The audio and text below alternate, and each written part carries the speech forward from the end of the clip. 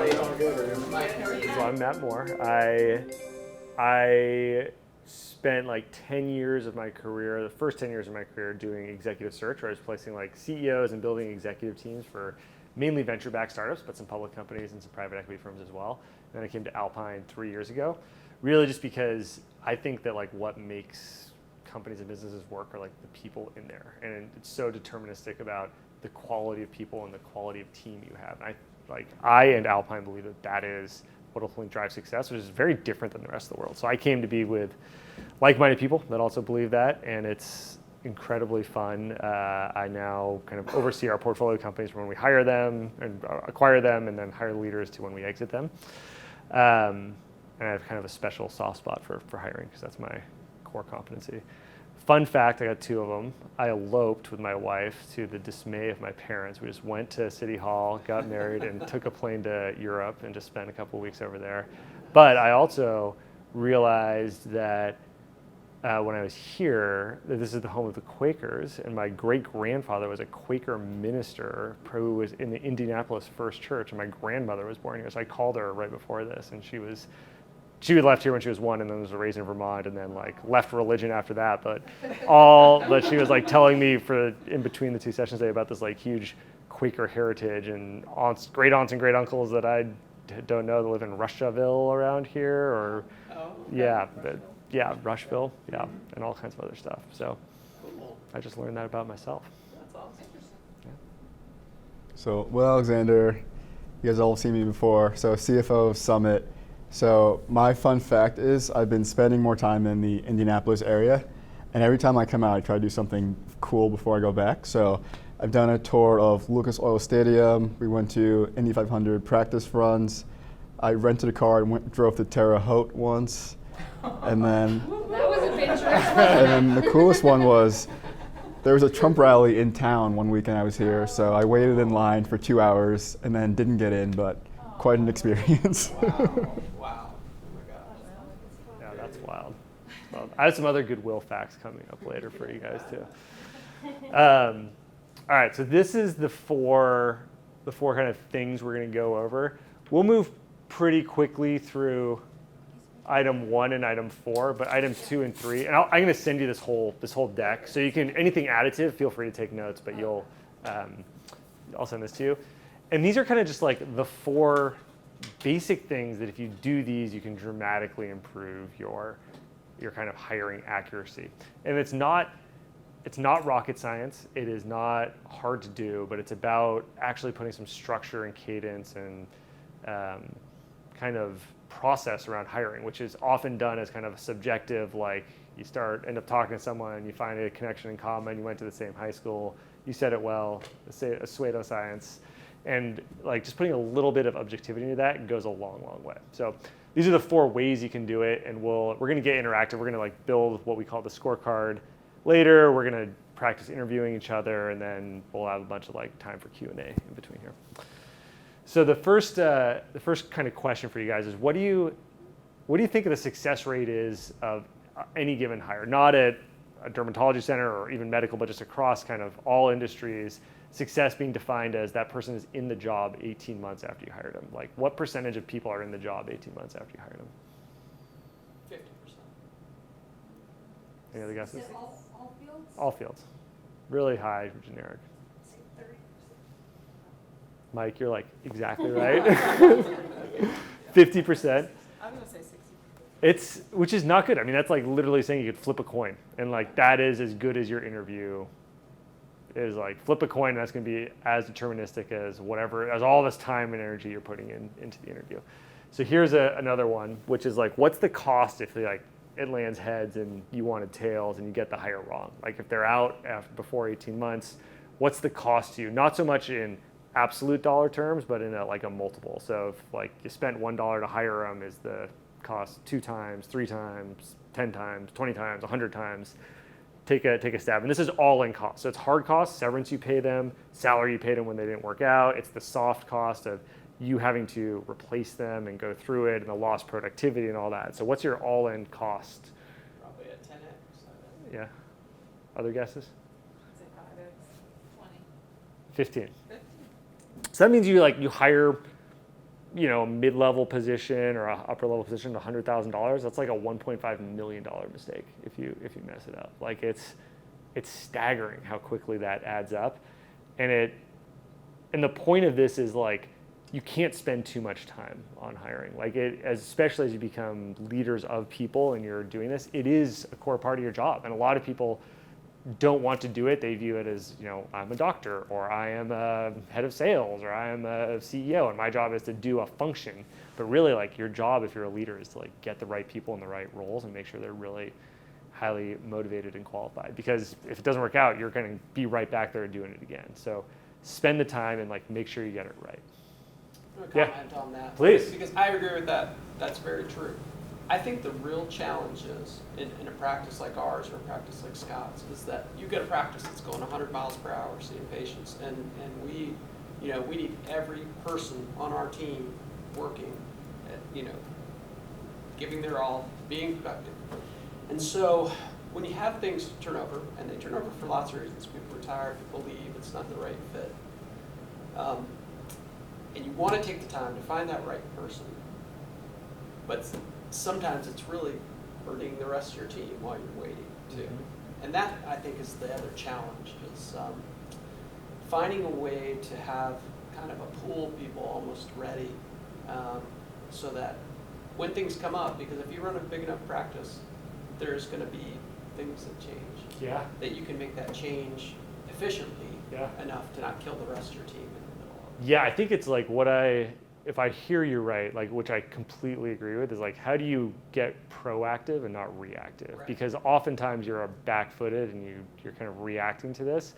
And there's a lot of things. It's like, at a certain scale, when you start hiring more than, in my estimation, 6 or 7 people a year that you would be using a recruiter for, like, why don't you hire a recruiter in-house? Because you're going to be paying as much in agency fees that you would to this person's salary, and so they can start doing proactive work when they're not working for you. Also, if you have offers are declined or people moved on that are really good employees, like, stay in touch with them.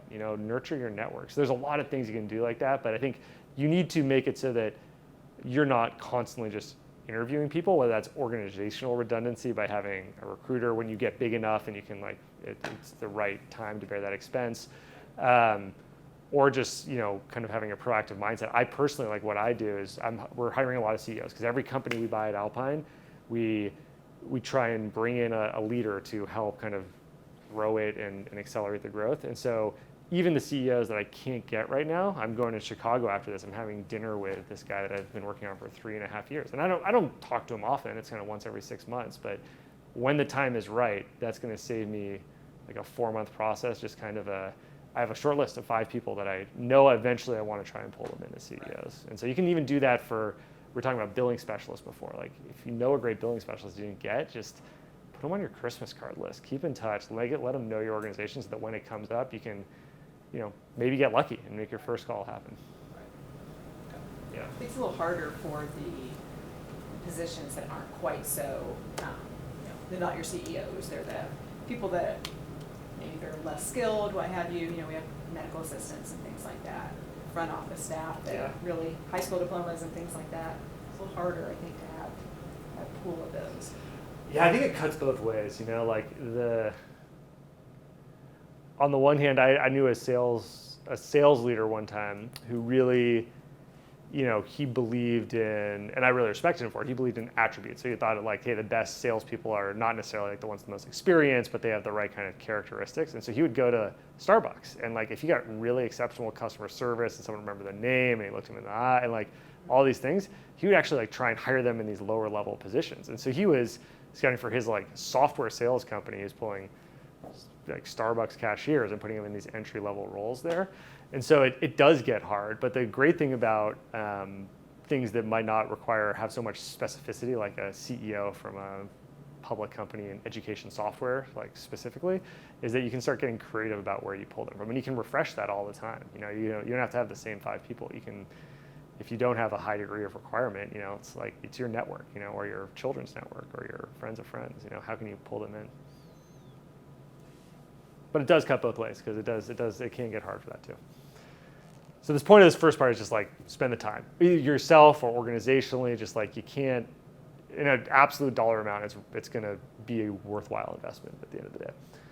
So the other thing that we believe in at Alpine that, if you take that 50%, that'll kind of be our baseline, and you want to improve off a coin flip, is this idea of a scorecard. So do you guys use job descriptions for recs and you send them out and people look at them? That's great. That's like a great external marketing document, which you want to have to show the world so that people can see, like, am I qualified for it? What's the company? Am I interested in that company? But what it doesn't do is like arm you with a lot of knowledge that you can have, like as an interviewer. Like, what are you screening for, Laura, in that call? Like, what is kind of the answer key to the test that you are grading these applicants off of? So we advocate not being incredibly complex about it, but making this thing that you have an external job description and then you have an internal scorecard, which is exactly what you are going to be measuring a hire for, so that people have questions they know they can hit on and things they're looking for in interviews, as well as kind of a roadmap for when you hire them. You can hand it to them and say that over 12 months, like, this is exactly how you're going to be measured. And so there's like full transparency about what your goals are, and there's no ambiguity about what we're looking for in the role. So we do this at Alpine and at just about every one of our companies for every single role, be it the most junior entry-level position you have in the organization to a highly specialized technical role. And it doesn't need to be, it can get really complex and you have 19 things here, but it can also, we're going to do one right now, and it can be really, really simple. It's like, what are the 4 or 5 experiential components? What are the soft skills you're looking for? And what are we going to hold them to get accountable for in 12 to 18 months? And to drive home like the difference of this like external job description with internal scorecard, we have this this kind of comparison. And so this would be, we're in Indiana, so I figured like basketball country. And so we've got a job description on the left that describes like what a good player I'm looking for on my basketball team, with a scorecard on the right. And so the job description is like, I want a solid shooter, someone that like can shoot the basketball. Cool. Experience as a point guard and power forward. Awesome. All right. So you have to like play multiple positions. Got it. Competitive, but also a team player, have that balance. So you're like, okay, yeah, I'm seeing it. The difference on the scorecard is that you're quantifying that. So you're saying like, I want someone that consistently achieved top 10% in their peer set of free throw percentage and 3-point field goal percentage. You're saying, I want someone that's at least 6 foot 6 inches tall, that averages 10 assists and 5 rebounds per 40 minutes. And you're saying, I want someone that's like, has demonstrable leadership experience by kind of being voted captain or kind of gaining an award or some kind of like recognition that has that. And if you use these two things and you like put that into play, you say, okay, now I'm going to go find a player for the Indiana Pacers. Like, you use the job description, you're going to get one thing, and if you use the scorecard, you get another. And the difference is, like, the job description, you get Will Alexander, who, in growing up, played basketball, and we'll just do a little check. How was your shooting? Solid. Solid? Yeah. Yeah. What did I know you hit a growth spurt. We were talking about this earlier, like freshman year. So 1 through 5. 1 through 5, played all the positions on the floor. And would you describe yourself as competitive? Very. But are you a team player? Yes. Yeah. So you get that. You put that up there. But if you put the scorecard pieces up there, you get Michael Jordan. And like that's a very different like outcome. And Will fits that job description. He to a T fits that. Like actually literally does. But he does not fit the kind of requirements in that scorecard. So it's just this kind of vetting where you're saying, okay, yeah, you want those things, but here's really specifically like what we want in each of those. So let's make one really quick for something that's in your guys' business that you're hiring for. It doesn't need to be something you're hiring for right now. Maybe it's something you just wrapped up. I'd recommend let's not do it on anything. Like a physician gets a little technical requirements, like billing specialist, what we did last time, but we can really do anything. So if there's anything in your business. Administrative assistant, front desk. Like front desk, medical receptionist. Front desk medical receptionist? Okay. Here, I'll leave this on so you can kind of reference it. So we're going to interview each other later off of this, and so we're going to take a little vote and see how many people are qualified to be a front desk assistant based on what we dropped today. So the first part, and we don't need to get too front desk executive assistant, is that a fair way to call it? Administrative, okay. assistant. Yeah, admin assistant.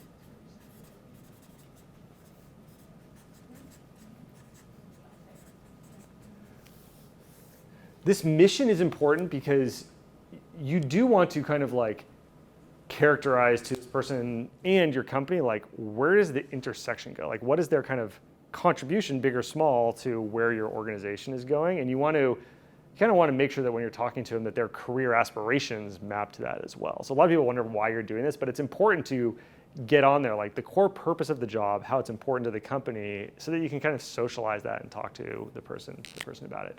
So give me like the quick skinny on your organization. Just how many people do we have? What's like, where do you guys want to be directionally? It doesn't need to be really exact in 4 or 5 years. And how would this admin assistant, front desk person fit into it? Well, we're 17 employees, 18 employees, so, and, our main mission is to be the best Mohs surgery, surgical, skin cancer practice that there is in this area. And so our front desk administrative assistant is our first impression of our practice. It has to be the face and the voice of our practice that our patients see first. How do you spell Mohs? I've messed it up. M-O-H-S. M-O-H-S.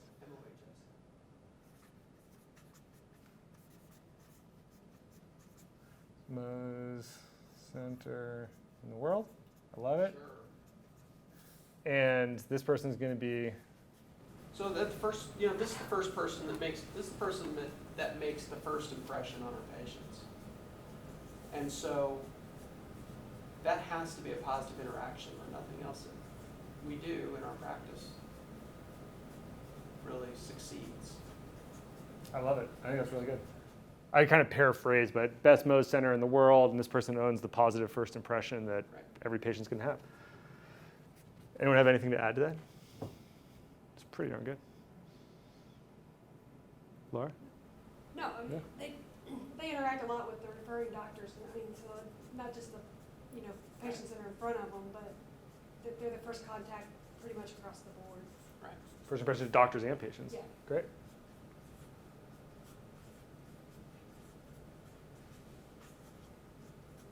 Okay, awesome.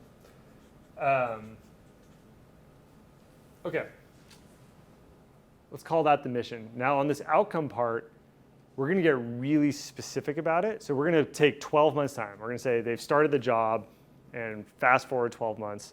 What has happened? Like what has happened that you want to have seen in the business, and like what have they achieved? And we wanna make it specific and measurable. So one example that pops to mind for me that might just help contextualize it is, if they're going to be the first impression of the doctors and the patients, like you want a really high experience that the customers and patients have. So you're probably going to want to have like some measure either of surveys that you do internally for doctors and patients, like what's the rating? So you're going to want to have like the rating is 4.8 out of 5 for everything. Or maybe it's like an external review site, like a Yelp is rating you. Your Yelp reviews are consistently 4.5 stars or better. But I would imagine there'd be something along the lines of like, hey, we want to, this part of owning the first impressions, like we want that experience to be really positive, as one example of what this might be.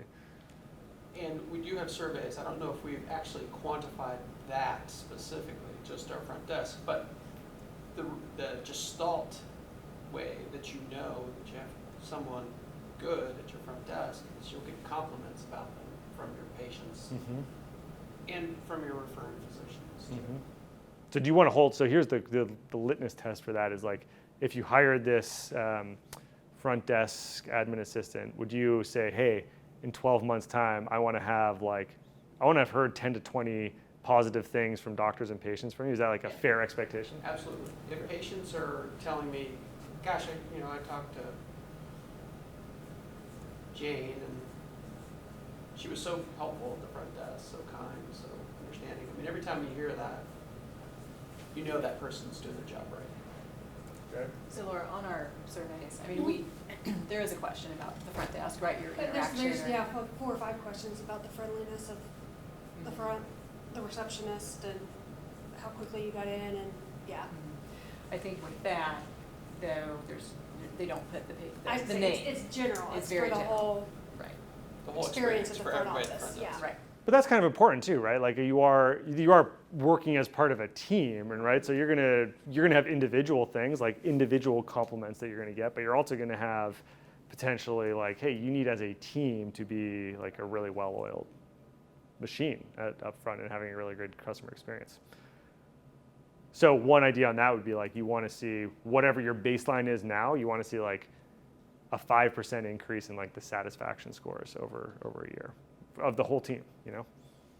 Well, we're pretty good already. Yeah. So. Or consistent. The surveys we get back are, yeah. That's awesome. We So get maybe very good scores on it. I'm just. that's great. So maybe you say just don't, maybe it doesn't dip, like consistent patient and doctor experience year over year as measured by the survey.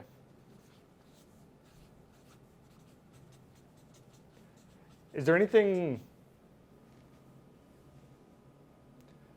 what else are they doing for the business? I imagine they're doing some other stuff besides just checking people in, make sure they have a positive experience. They've got to be able to multitask. I mean, I think that's a huge thing for administrative assistants. They have to be able to work efficiently with electronic medical records while answering a phone, while talking to a patient. I mean, and I think that's the real challenge of that position up there.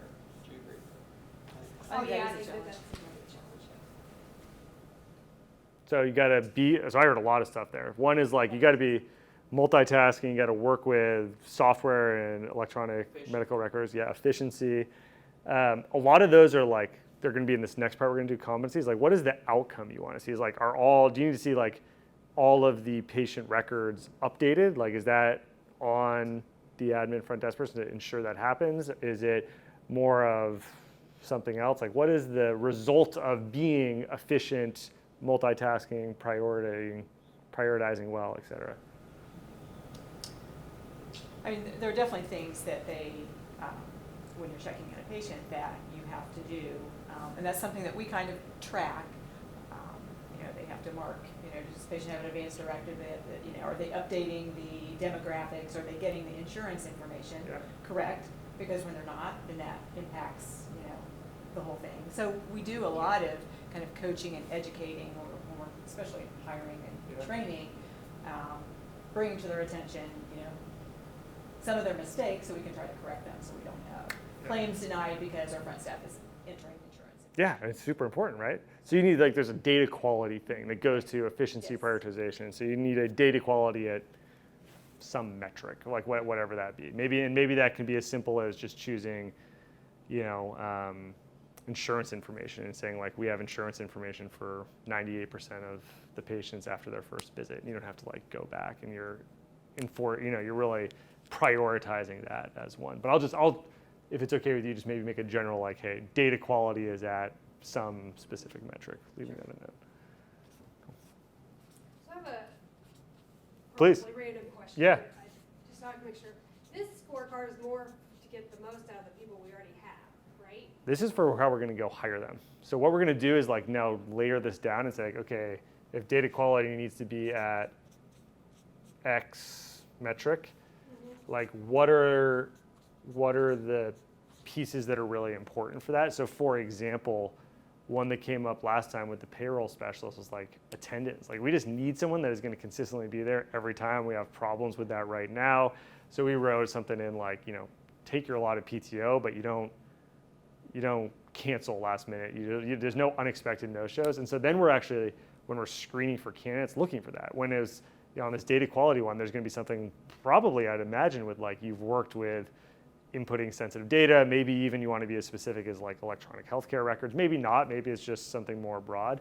But you're starting to like boil this to like experiences. However, it's a really good point you make, because I actually think that one of the other uses for this scorecard, which we do internally, like every year it reviews for everybody, is saying like, what are your next 12-month objectives? Because what happens is you hire them, you hand them this and you say, here's what great looks like. I want 20 compliments. We want consistent year over year as a team experience in the front office. We want the data quality of all the insurance information to be at 98% after their first visit. And then great, like year two, let's like set that again. Maybe it's the same thing, maybe it's something different, but it's a great tool if anybody in their individual job doesn't know what is expected of them. If Mike's expected to bill, I have no idea what the practices are, but if it's like you're expected to bill 100 million next year instead of like 50 million, like it's a great way to ensure on teams that you know exactly what's expected of you. So you can use it absolutely for that case too. To kind of tie it in with the annual Yeah. reviews that Yeah, we do, so I mean, that's we what- could have our categories that. Yeah. And I like keeping it simple, like two or three things that are the top priorities that they can go back to when they have a lot of work and they know exactly like, okay, hey, the things that are most important to this business are like data quality, patient experience, and making sure, positive references are coming out from the doctors and patients. So let's go exactly where we just kind of talked about it and just bubble each of those up a little farther. And what we'll do is just take each of those three pieces, and now let's like talk about either hard skills or soft skills that you need to have to achieve these. So if you're going to have positive references, like I would imagine you kind of have to have a positive, upbeat, extroverted personality. Maybe not. Maybe not. But throwing that out there as like a skill you may want in your office. I think, the way that we look at this is we had one person at our front desk that really embodied, what we wanted in our practice at our front desk, and our patients all loved her. She retired. But she was a patient of mine. Her name was Gloria. She was, in her 60s or so when I met her. And as soon as I met her as a patient, I said, you would be perfect at my front desk. And what she was kind, spoke very well. She was extroverted. She was kind of had kind of southern charm, good sense of humor, joked around with the patients, and the patients adored her. Kind, extroverted, funny. I imagine she was also good at her job too. Like she got people in on time, so it wasn't just she was your best friend, but she was also professional. Reliable. Yeah, professional, reliable. Yep.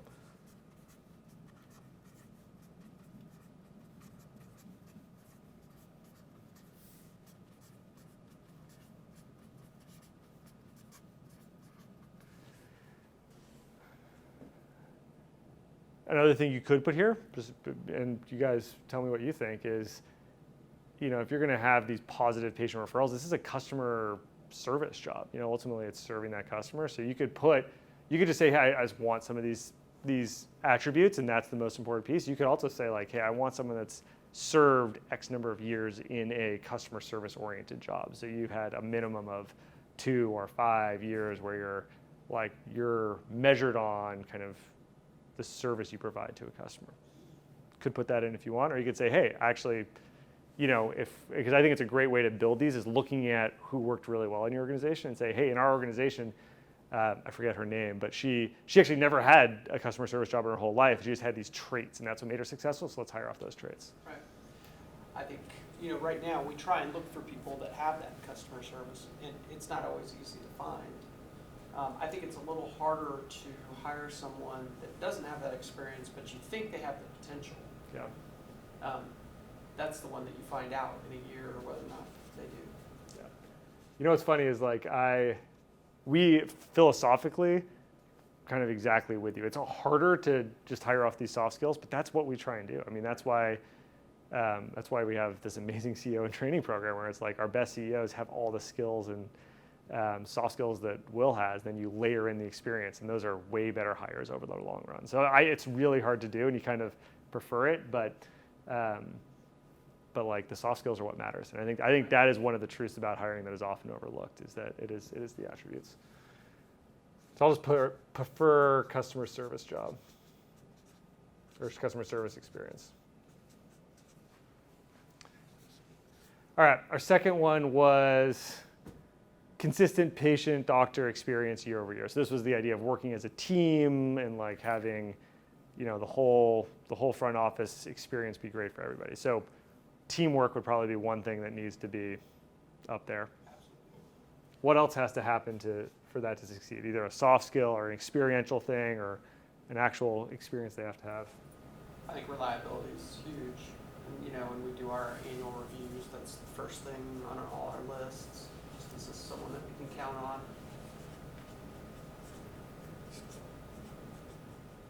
So this is a great, a lot of these you want to take it a step further and just say hey, how will what's one way we'll notice that when we see it? So like reliable, that's a great question to ask like in the references, which are important to make sure you do as part of your actual interviewing process, not as a check the box thing, but asking their former boss like, hey, how reliable were they? Like did they ever call in sick and leave you hanging, or they come in and work nights and weekends when they needed to? So knowing like, figuring out kind of might not be the only way. Scott actually had a really interesting thing where he said, the way I tell is I like make people meet me at a Starbucks at 5 a.m.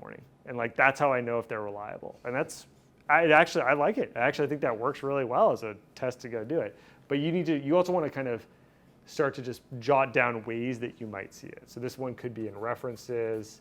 You could test it like Scott does. This one, when you see this interviewing process, which we'll see shortly, you can ask kind of a boss's perspective, someone that worked for them, but you can also ask peers. Like, hey, who is someone that was your peer and what was their perspective? And Will's going to show you that later. And so, teamwork you can get through interview as one example.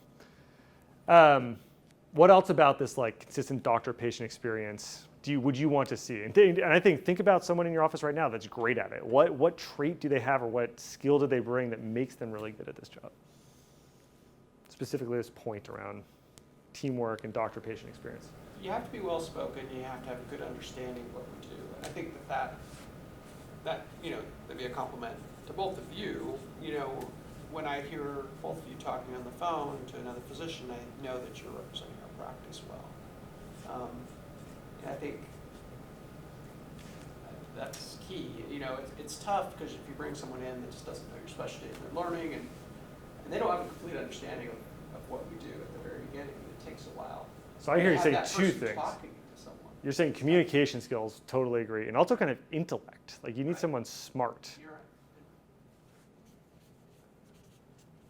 This is one for us. I get eyes rolled at me all the time, but for interviewing the CEOs, like I know this guy that I mentioned earlier where I'm going to Chicago, I know roughly his high school GPA. Like I haven't actually seen the transcript, but I was just like, hey, how'd you do in high school? Like were you generally a good student? Were you more of a jock athlete type? Like what was your MO? And so, even for things like that, even if it's not a college degree, you can start pulling out like, okay, well maybe it was circumstances, but like when you were in that environment, how did you perform? So there's just kind of highlighting some ways you might start picking up some of this information as well. All right, what about this last bucket of kind of data quality, be it, we're kicking around the notion of getting patient bill or insurance information in the first visit. Like what experience do you need? I heard someone say something about computer skills or kind of software expertise.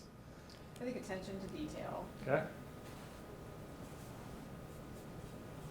Definitely computer skills. And a sense of responsibility.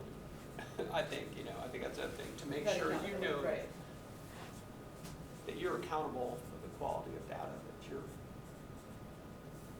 putting into a system. You had another one, attention to detail, responsible. Computer skills. Computer, yeah. Is there did you put multitasker up here? I heard that when we were talking. We mentioned it earlier, but I also think that, like now, on this one, this is where I think it does help if they have medical background. Because the medical world's kind of a whole different type of confidentiality and stuff with it kind of just, it's good when they already have that. You don't have to teach a lot of that. Sure wouldn't hurt to have a little medical background, right? Another way to say it is like, would you rather it be there or not if everything else is equal? Like, you'd probably rather it be there. So this is a great, you could keep going on this, and it's a great way to get team alignment too. The other beautiful part about this, besides saying, hey, Laura, now I know, I want you to like make sure in their screening interview do that the communication skills are sharp. Can you ask them about their high school GPA and make sure that they like finished it and got a good degree? And ask them what kind of computer language. Like, it gives you specific things that you can start probing for. It also drives alignment. You guys sound like you actually have a pretty good process already.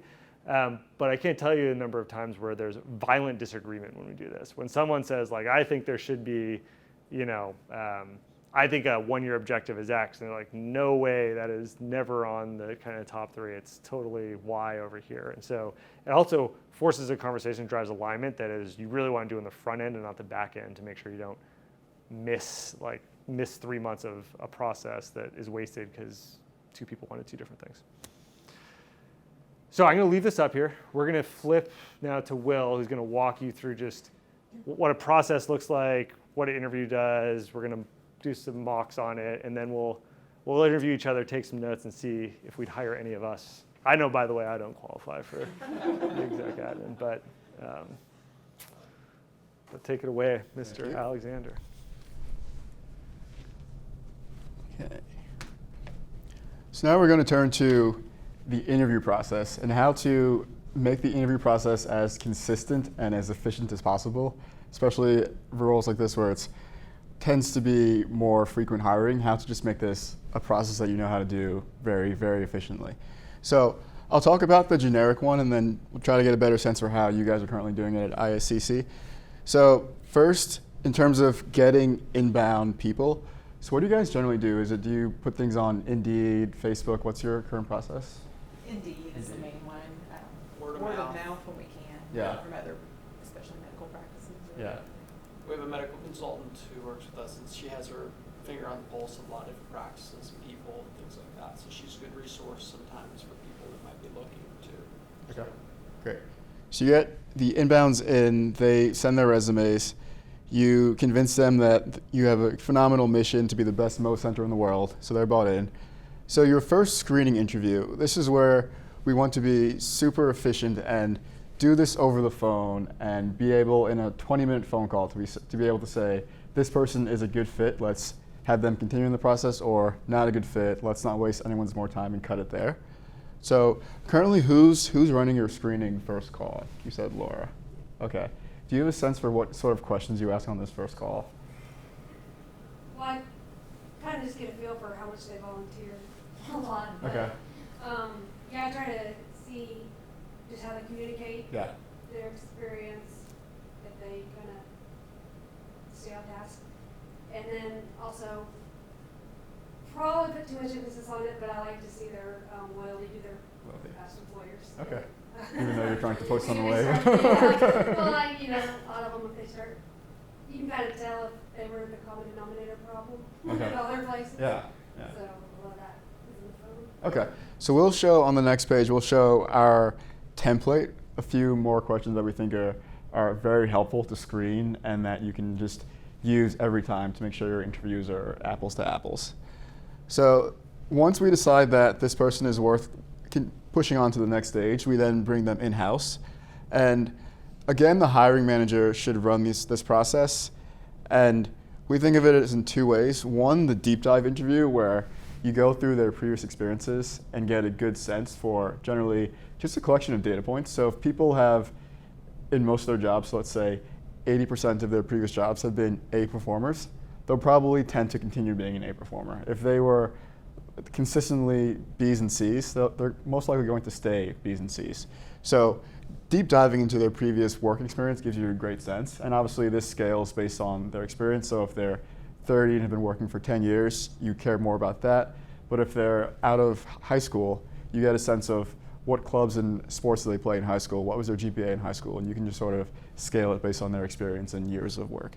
And then the second part is having other people that will be key parts of this worker's day-to-day, interviewing them as well. So the hiring manager runs the, what is your experience, are you capable? And some of these other interviews are more about, will they be a good fit for the office? So combining those 2 things is super helpful. So do you guys do anything like this deep dive currently? Who's running that process generally? So the way it works is once the phone screening occurs, which is either by Laura or Kim, then they'll come and talk with us, and they'll let us know if they think it's a possible good fit. Okay. Then we do bring them in, and we have an interview. Kind of depends on which position we're hiring for. Yeah. Say for administrative and front, like Laura and I will interview together. Okay. If it's somebody for the back, a lot of times it's Kim and I, and sometimes Dr. Murphy will be in, but now we've kind of got to the point where we'll do the interview first, and then if we really like them, we'll often bring them in to shadow. so they can kind of really, in our busy time, to Yeah. see what we do, and then the team can interact with them, and then we make sure that, they meet Dr. Murphy, and Okay. sometimes we'll bring in for a second interview where you and I meet with them. So Okay. it depends on what position we're hiring. So it seems you're generally the hiring manager on the deep dive part, and then Dr. Murphy and a few other team members will help with the fit description. Okay.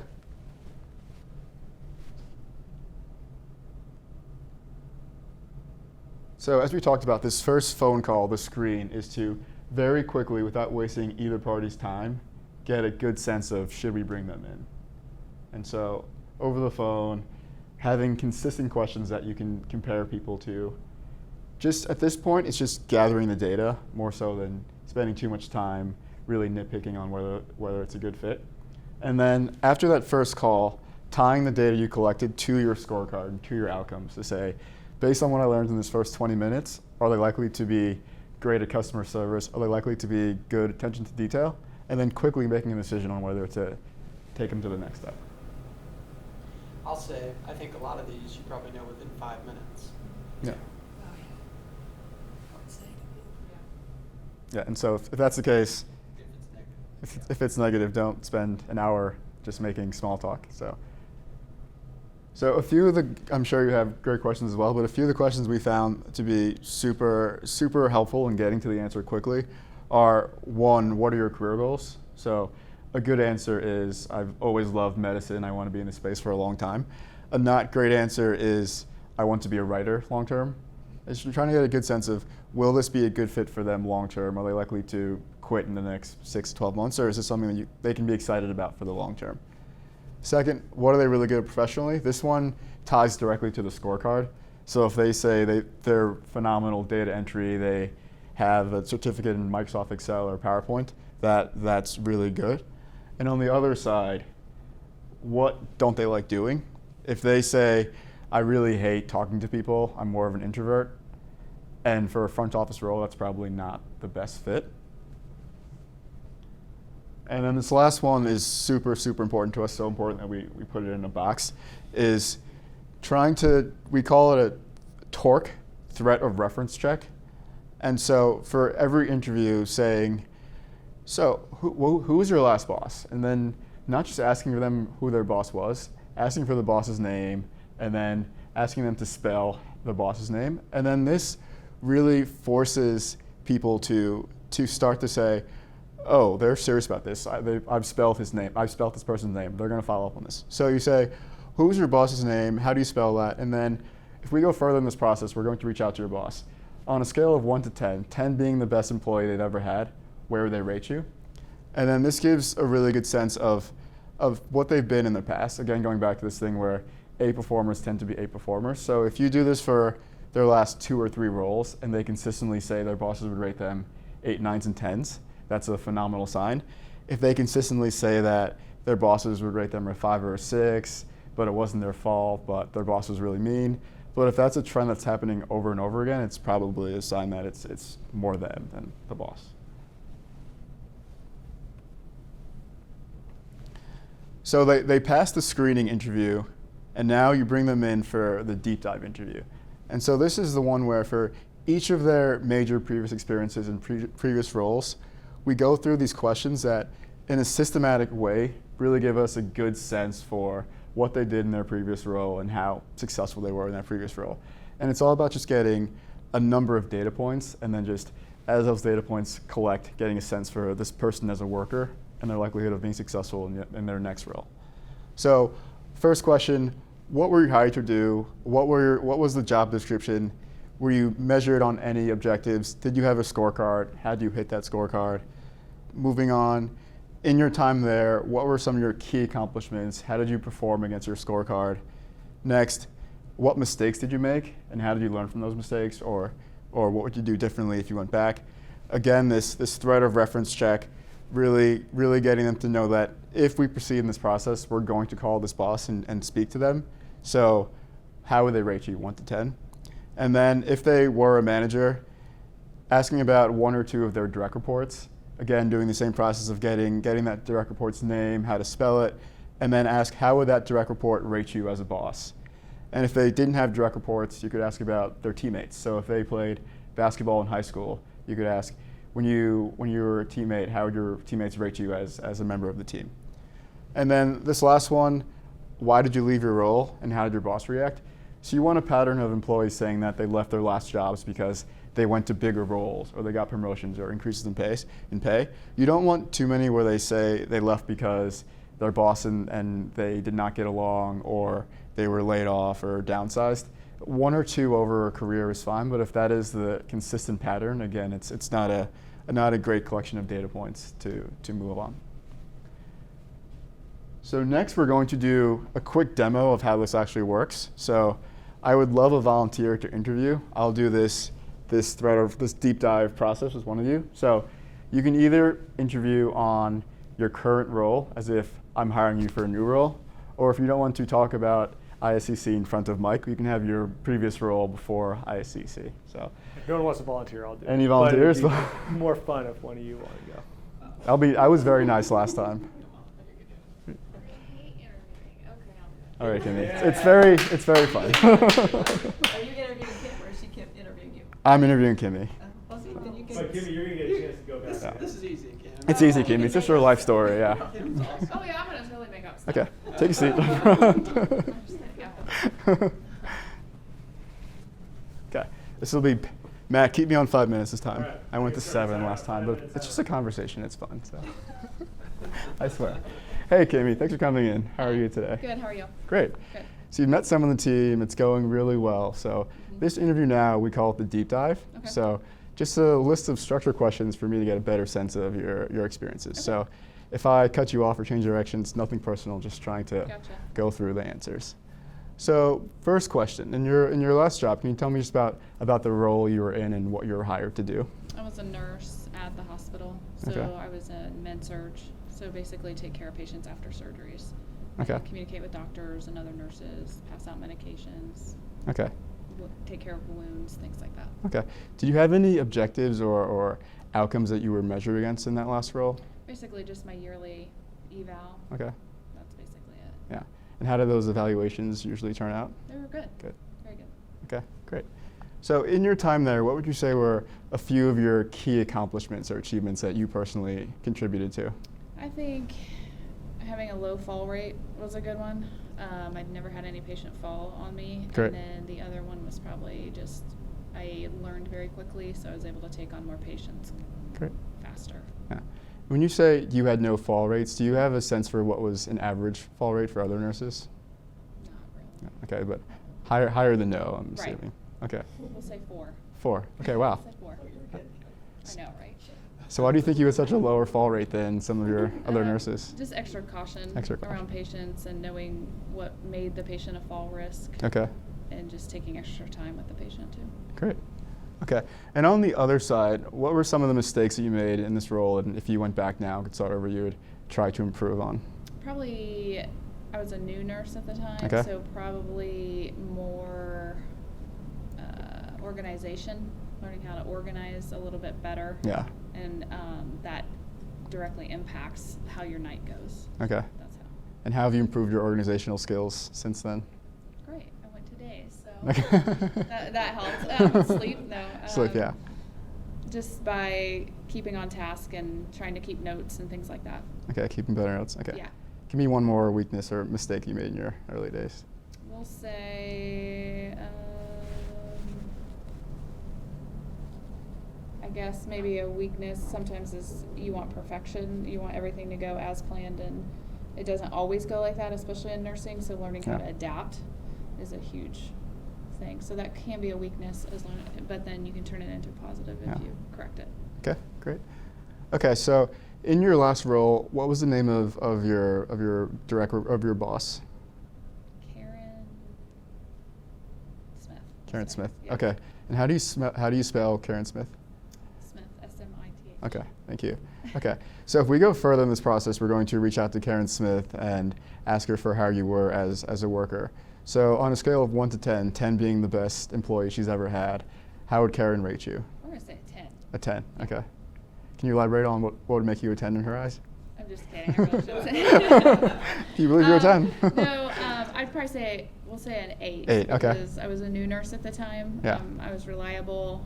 I was very willing to help any of the other nurses if needed. I wanted to learn, so I always tried to take over something new just to learn. Yeah. Okay. That's why I'll say an 8. An 8. So a lot of positives, and then on the negatives, I'm reading that you were just new. I was a new nurse, Yeah. so I was maybe a little bit slower at Slower, first, but then okay. I am a fast learner, so then I was able to take on more patients, but maybe because I don't have the experience that some of the other nurses had. Yeah. Okay. So you think Karen would say that you were just a little slow at first? Anything else she would bring up? No. No. Okay.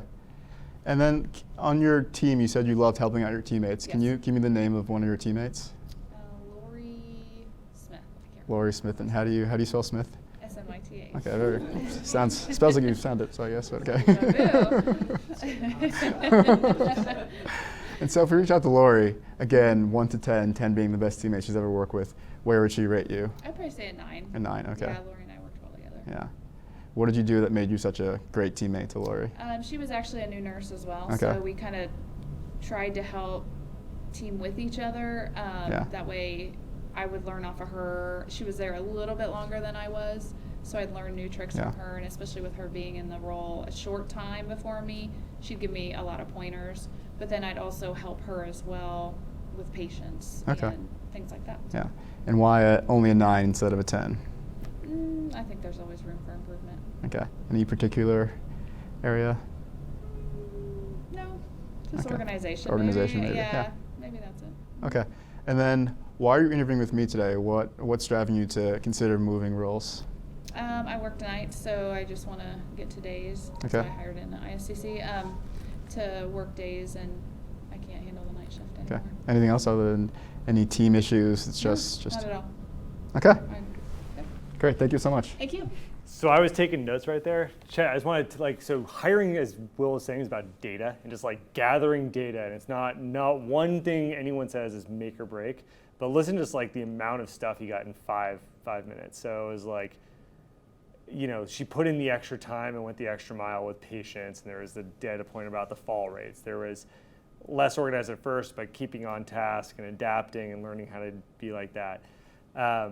If you notice, Will, when he first asked, "What are you mistakes you personally made?" is kind of like, nothing. And then he was like, "Well, but kind of give me one." And then you thought about it, and then you gave what seemed like a really authentic answer about, "Hey, I want perfection. I was learning to adapt," and that was a really true thing. So pushing, and when someone says no, going again, caused them to get 2 really great pieces there. The reliability that came out when Karen Smith, your former boss, talked about us, wanting to learn, taking on lots of projects, improvements about organization and being slow at first, but then ramping up. There's just so much, and then the team player stuff, there's in 5 minutes about 20 different data points, which you could then say, okay, here are the things we're looking at. Don't know if she's going to be particularly funny, but heck yeah, on the team player, good data point on reliable. Oh, there we go, funny, check. But the point being, you can get so much in 5 minutes, and then you step back and look at what you're hiring and see how it goes. So, well done, Will. Okay. So now we're going to break into teams and do that interview process again. So one of you will be the interviewer going through this list, and the other person will be the interviewee hoping for the job. So it's just worry less about the role and just more about the questions, and then later you can decide whether my answers make me a good fit for the role. Okay. But I don't think I'll wibble. So tell me a little bit about your last job. Sure. So before Summit, I was an intern during business school. So I was at a trucking company in Kenya, Africa. So sort of like an Uber type concept for long haul trucking in East Africa.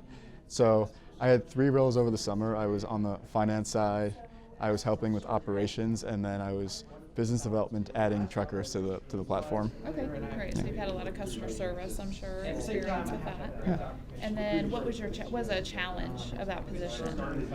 So I think that the challenge was, it was a lot of new things for me. So I was new to I worked in Africa before, but never in East Africa, Okay. never in trucking. So just being in a lot of different areas and combination of areas, industries made it hard for me to pick up immediately. Okay. Yeah.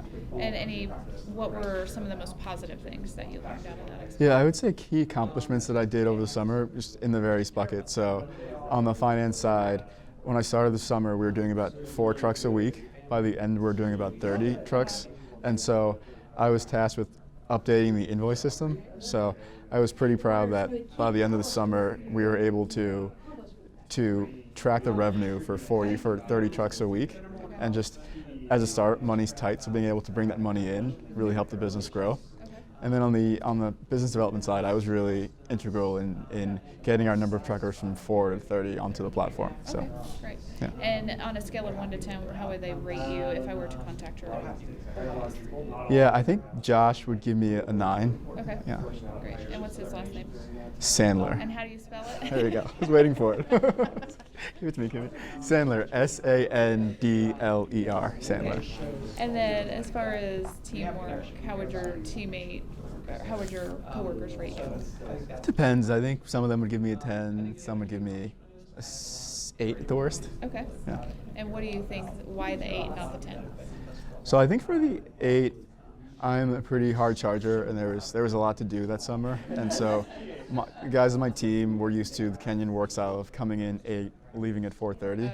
And I'm much more of a come in at 9, leave at 9. Yeah. And so I pushed some of them harder than they've probably been used to being pushed. Okay. And so I would think that would probably dock me at least 2 points. Okay. And then reliability. So is there a foyer? How do I ask that on reliability? Like, would your coworkers think you were reliable, or is there a way to get reliability out of someone? Yeah, I think you can try to talk through their experiences. So, like, Because that's a big one. so the one we were talking about last time is you can say, like, when was the last time you missed work? What was the reason? Okay. Yeah. So I actually did miss work all that summer. I went to the office. It was a typical startup, so I lived upstairs and then walked down to the living room for work. But I probably worked an average of 14 hours a day, so reliability is not an issue for me. Okay. And then, what are your current computer skills? What experience have you had with software? Yeah. So I'll answer it, but I think it's less of a, it's a show, don't tell. So like, don't ask me directly. Yes, but I'll answer it. So over the summer, I rebuilt our computer models for tracking trucks. So I've worked in Excel for 10 plus years and pretty proficient.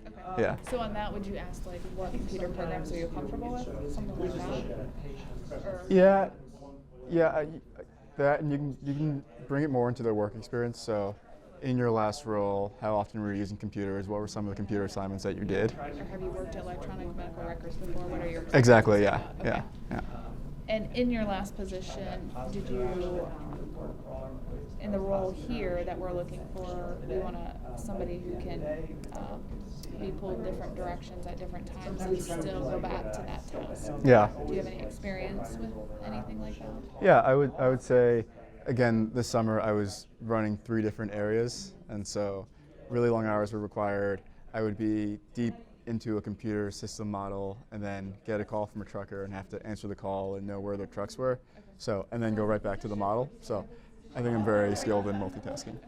And what would you say your least, what's a negative about you? Do you have any? Yeah, let's see. So over the summer, I think sometimes I don't raise my hand and ask for help. So I think in this summer, I was rebuilding the invoice system, and it was my first time doing such a project. So I probably could have raised my hand for help and just more of these are best practices on doing this project, more so than I did, where I just sort of spun my wheels trying to figure it out for too long. Yeah. Yeah. Try to stick more to like the descriptive questions. So like mistakes you personally learned about? Did I the think we did. teammate? I think 6 we're up to 6. So why did you, on your last job, Yeah. what was the reason for leaving? Yeah. So the boss really liked me. He actually wanted me to defer my second year of business school and stay and grow the company. But I just had a great experience and wanted to go back to business school, but he loved me and wished I would have stayed. Yeah. Well, nice to meet you. Thank you. Please call me back. Thanks. Hey, So we already talked on the phone. Yeah. And now we're just gonna, I wanna just get a little bit more information about you and let you know a little bit more about us and go from there. Great. So tell me about your last job. What were you hired to do? So my last job, I was there 10 years. I was doing executive recruiting at this small boutique recruiting firm that placed CEOs into venture capitalist companies. So I started as an analyst and I became a partner there after 10 years. Okay. And so while you were there, what were a couple of key things that you did or accomplished that you're proud of? One was I was on a fast track, so I was really proud that I went so quickly and I was able to progress faster than anybody had ever done it at that firm, which I was really proud of. Another was that I was really, it was a really good team. Not that I led people at the end, but I was really proud of kind of creating the camaraderie of it. Like I organized happy hours and training trivia night questions about our business to get younger people up to speed and kind of lunch and learn series. And I really liked bringing the team together and I felt like I had a really big role in that. What about any mistakes that you made or maybe thinking back, something maybe you would have done differently or did it learn from? A lot of mistakes. I hired a lot of people. Not all of them worked out, so I had some total flame out hires during that time. I also moved quickly generally. I'd say I'm 80-20, and there are times when it calls for to execute 100% really, really well, and that's still a skill I'm working on gaining right now. I think the other key accomplishment is I have a lot of great Who was your boss at your last? My boss was Lee Schweichler. How do you spell that? SCHWEICHLER. Okay. And on a scale of 1 to 10, 10 being the best employee that Lee ever had, how do you think he would rate you? So I think that's our major accomplishment. Hi. Hi? Hi. How high? 9, 9.5. 9.5? Yeah. Excellent. And why do you think he would have picked a 9.5?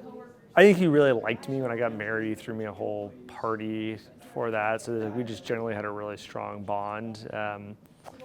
I also sort of rejuvenated the tail end of his career, where he was sort of ramping down, and then I came in, and I think he did a tremendous job mentoring me, and I was able to kind of provide a lot of satisfaction in his job. And then I think also he would always tell me that I had a real I did the job really well. He had hired a lot of people, and he just saw a lot in me.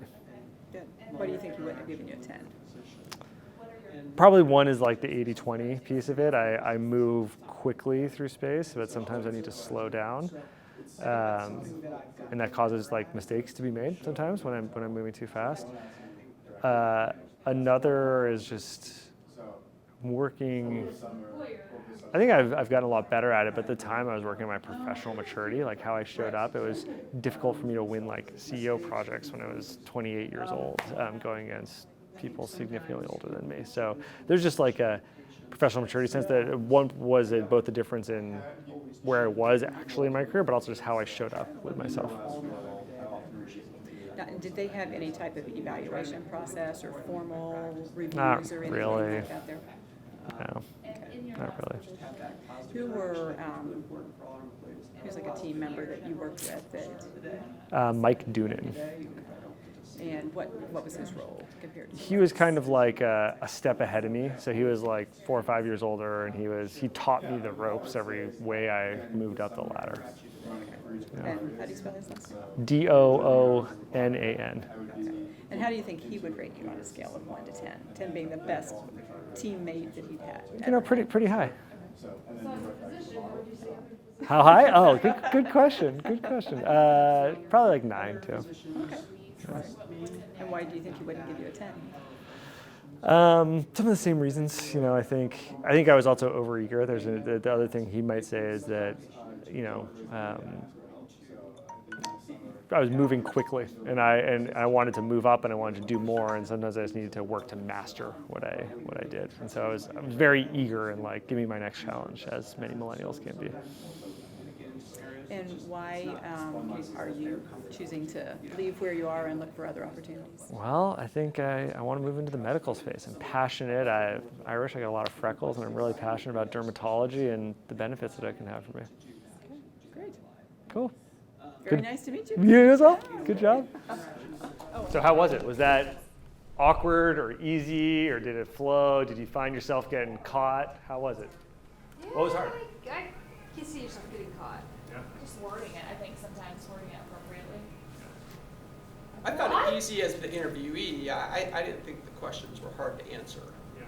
Well, I liked him as the interviewer. I mean, we have some questions that we write down, That- but I kind of like your questions. Well, that's what I was gonna say. It's easier. Like I have a challenge of not going off task a little. You know, like I just stay in. Like when you were interviewing her, you just were rare. You just like okay, moving on. You know, you kind of have a start point and a finish point. I never really have a Right, finish sometimes point. we're kind of in our, exactly, or what was I gonna ask next, since I'm focused on, the conversation that we just had. Yeah. So I think having structure and really almost like writing down those answers and staying on task and moving to the next one. And you did it really, we didn't even talk about it, but I was so impressed because I threw you one curveball, which is like, she asked me the number ranking. I said, oh, high. And she was like, well, how high? Give me the actual number. And that's, when you, especially when they don't know this is coming, like it's really critical to just push on that and be like, oh, okay, tell me more about that. You're dealing with Matt. Yeah. This detail. Oh, I can tell. Yeah, Mike, I like your point about as the interviewee, it seems super easy because it is. It's just your life story. You know all the answers. And so I think in our case, for example, we got off track a little bit and we went back to being like, tell me about your computer skills. And then it's harder for the interviewee to think through that answer because it's just a very direct question. Where if you stick to just walk me through your actual experience, it flows and it's much more, well, my life story. I did computer when I was in this one role. And the question about like the mistakes that you made personally, if you think about like what mistakes you make in your job, we tend to ask, well, what's a strength or what's a weakness? And that can be very, it's a broad question. And I think if you're the interviewee, it can put you on, like, you can't think of an answer. But if you make them think about, what could I have done differently in my last job? Yeah. That's probably a little more helpful. Right. Yeah, and there's a lot of different ways to ask that too. We got a whole list which we can send you, which is like, some people don't like mistakes, but it's like, okay, what's a missed opportunity? What's a, when did you not allocate enough time to something? There's a lot of ways to kind of get at that. It's really important. The front staff, especially, sometimes you have that angry patient or that, impatient. When we're trying to figure out how would they handle that situation, and so maybe tying that, a question like that, into that. A little easier. Yeah, I think this will help us stay get the real answer because so many times in the interview you just know they're giving you the right answer, the perfect answer. You know everybody's going to answer it that way. So we kind of like sometimes when they answer it different, even if it's not as good of an answer. Yeah. Well, that's why this whole question that Will was talking about the torque, which is the truth theorem, and using that, it hopefully brings out the right answer, not what they just want to hear. But then you actually pair that with, okay, now let's actually look at what they said and go talk to the reference and compare that. You can validate it. It actually gives you a way, if you use this technique and then do the reference and talk to that former boss, it gives you a way to validate that data. And either it is true or they were blowing smoke at you and you can eliminate them. You may get to this. Yes. I think this is a challenge. I really think this is a challenge with checking references nowadays. A lot of people are unwilling to give details. They'll tell you, how long they were there, would they be eligible for rehire? I mean, What the job title was. and that's it. Some people are really sticklers about giving out that information. You know what I mean, so first off, we're going to get right to the references, but let's just roll there, which is like, if,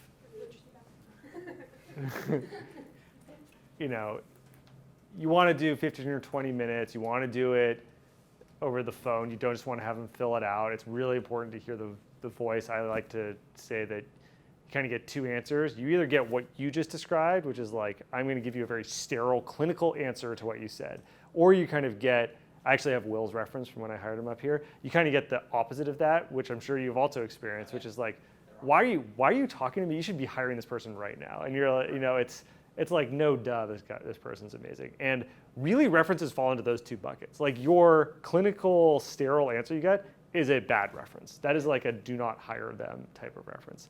And we have a little script on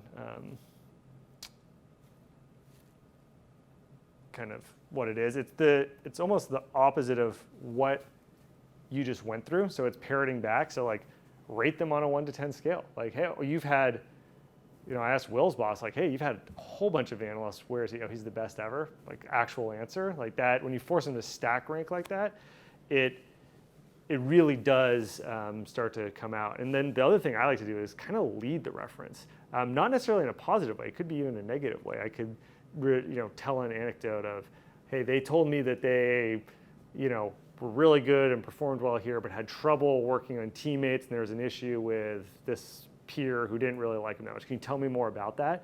And then it opens up all kinds of other stories. If you kind of imply that you have, you know that already, and you just want to validate and reference that. Likewise, you can use it to validate things that we talked about over here, which is like, hey, reliability. Like, were they there? Did they call in sick a disproportionate amount of time? Like, how were they? So, I like it to, first know the tone, and that's why it's important to do it over the phone, not just do it over email.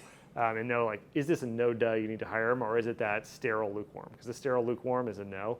And then it's like validating information and teasing out specific things you want and almost leading them to like, hey, I heard a bad story here. This was the mistake they made because I just asked them that. Can you tell me more about that mistake? And then you start getting the stories flowing if you do that. I think for some of us too, though, in the medical profession, especially if they're coming from a hospital or setting like that, I mean, you won't get any of that. So if they put down their last boss as a reference, they're going to be told just that basic information. So then I don't know if we need to say, hey, we need some references of people that really can give us information, somebody maybe somebody you worked with, but don't you agree? I mean, most of our references we don't get a ton of information from them. We don't get a ton of information. And I have to say, we're told by our healthcare consultant, if somebody calls us for a reference, the same thing, I give basic. But if it's an awesome employee. Yeah, that was going to be exactly. Here's my question for you, Mike. How long have you worked here, Laura? I've only worked here for a year. Okay, but I get the impression you're pretty darn good at what you do. And in an alternate reality, and you were to not work here, and you had to, let's say, move for a family reason to some other place, and I was going to hire you, and I said I need to talk to it. Right. Mike, I called you up. Mike, are you going to take my phone call? Yeah, are you? absolutely. Yeah. I'd totally go to bat for somebody like that. That's the thing. For the good employees, they're going to go to bat for it, even if there is that guidance. And so, I'm not saying that's going to be a universal rule. I have found personally that it's the notion that someone won't do a reference or they'll just say yes, no, eligible for rehire. I found that it's a limiting belief for me. Like if you actually push, you can find that information. But you can also do it through the peers, through people that worked for them. Like you're gathering a lot of this other info along the way. And if it's consistent that no one is going to actually pick up the phone and go to bat for this person, that's the equivalent of getting the lukewarm reference too. Said another way, you need someone to tell you like this is a no-brainer. You gotta hire that. Well, like one of our girls, we got called on. The office manager was out of the office, so they couldn't tell us the reference. But the girl said, "Hey, tell her we said hi if you hire her." So you kind of know that at least your employee, like your Yeah, coworker, she's like well her, liked, You yeah. know, so. Which is very different than an email when you just don't get a response. Right. It's like that goes inbox. And so the key here is just do it when it's part of your process so that it can inform your hiring decision and it's not a check the box thing at the very end. That's the biggest mistake a lot of people make. The last part, which we can talk a little bit about, these are just, I don't know if you guys have any issues with this or not, but these are best practices on closing. So you get through the interview, you do the references, you give the offer, and how do you seal the deal so they don't turn down that offer? Have you guys had any declined offers over the years, or is that not an issue for you? I think that is an issue. I think especially nowadays when, there's a lot of jobs out there for people, especially when you're looking at someone like a front desk staff, things like that, more entry level type of thing. And yeah, I think that, you know, you have to be, I think we've learned a little bit about this just recently. You have to be prompt. You kind of have to ask that other person that you want prompt response to that. You have to kind of know, you have to know where they need to be, you know, as far as what they're looking for from pay, benefits, things like that. So you make them a fair offer that they're going to be excited about. Those are the key things. And we have had a few times, you know, this is just part of this generation where we've just gotten like ghosted, you know, like you don't hear anything back from that person, but then you know it's not a person. We're thankful that happened. It's a sad reflection on the reality of some people, especially in kind of the younger generation. Go millennials, you and me, Will. You and me, Will. I'm younger than you guys. Yeah. Well, these are just some things that I've jotted down. They may or may not be totally applicable, but I find, so one of the things we were talking about earlier, Mike, was like the people you want to keep on your short list of like, how do you be proactive in hiring? The people that turn down because of some reason that came up are great people to populate the drop an email. Like I put a calendar on reminder once a quarter for 5 people. Send them a, hey, how you doing email. And that's a great way to kind of keep that list populated. But the others are just like, the first point is build rapport. Don't just grill them for a month of interviewing and then turn around and give an offer. It's kind of what you're implying, but make sure you understand early on like general comp expectations. Are we in the same ballpark? Make sure you understand them as a human being, what they do outside of work, their family, their friends, what their motivations are. The second piece I think is important, which is separating like they're doing the job because they want the job versus they're doing the job for the money. So saying before you deliver the offer, like we've talked about the job, setting aside the financials, like do you want to do this job? And getting a yes or a no on that so that when you then move into comp, you've ideally already kind of level set, but it's not you don't revisit like the scope of the role or anything like that, and you get them to mentally commit. They mentally say they're in, and that goes a huge way to increasing your close percentage. Get all of the asks on the table. If they're going to negotiate with you, if they're a really sophisticated physician and they need relocation and pay off their debt and they need higher salary or they need all these things, like understand everything they want before you start negotiating at one point, because often they'll work you up on one thing and they start another and they'll work you up and pretty soon you're going to be at a place you don't want to hire them anymore. So understand everything before you start it. The fourth is something that I think you can do at any level and it helps them, which is like let them win. So whatever your offer is, haircut it by 5% and then tell the candidate that they can choose to put 5% of their salary in base or in some kind of bonus or a sign-on bonus, and they feel like they have agency in it. They feel like they've won the negotiation. I've also found, I've really been thinking about this, and it's not hyperbolic, but once someone starts negotiating, they will commit. I cannot think of someone that's negotiated and not actually accepted the job. So this is an invitation to like further mentally commit yourself to the job by saying you want something, and that is a mental commitment. And then the last one is just understand the balance of power. Like once you give the offer, like they have the power. So put an expiration date on it, put kind of multiple touch points in there. We like to send a little care package. It doesn't cost a lot. It costs us $50, $100, but it's our core values. There's 6 of them up on the wall there, but what are the ones that, I know it's the hospital here, but what are the ones for you guys that matter? And a small kind of personal touch like that really goes a long way when they're thinking about, do they want to take the offer or not? Yeah, one of the things, Mike, I think you can have a lot of power in is for, even if it's somebody you may not interview, which you're going to probably get to that point where you can't interview every single person that comes in the organization, is just a phone call to the person once they have the offer and to say, I've heard a lot of great things, I'm leaving the practice, I'm really excited. It goes a long way to know that like the whole organization cares about you. If you do get to a point where you're not interviewing, it helps. And Scott, by the way, we should talk, one thing that he does really well, which I think is a great point, internal employee referral awards. Like you're most likely, if hiring is about data, having an internal employee that refers somebody who knows somebody probably and brings them in and has seen them personally or professionally for a long time and knows your organization because they work there, you have so much data in that. And those are the most likely hires to work out, and they're the least costly. Imagine the time we just mapped out this whole interview process, or the cost if you use a recruiter. If you give a referral bonus of $500, $1,000, or like what I love to do is experiences, like here's 2 plane tickets anywhere you want to go in the US if you hire us a new physician.